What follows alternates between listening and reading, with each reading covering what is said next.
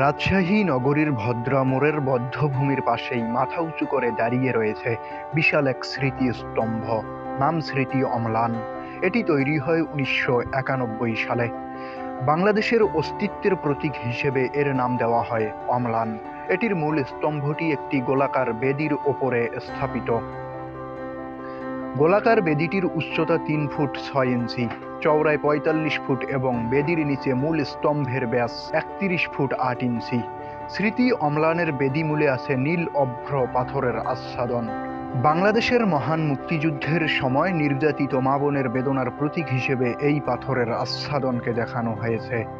স্মৃতি অম্লানের মূল পরিকল্পনা করেছেন তৎকালীন আরডি এর চেয়ারম্যান ও মুক্তিযোদ্ধা ব্রিগেডিয়ার আব্দুর রব। স্থপতি ছিলেন রাজি উদ্দিন আহমেদ, আর আনুষ্ঠানিকভাবে এটি উদ্বোধন করেন শহীদ মুক্তিযোদ্ধা সাইফুল ইসলাম ঠান্ডুর বাবা আজিজুর রহমান সরকার।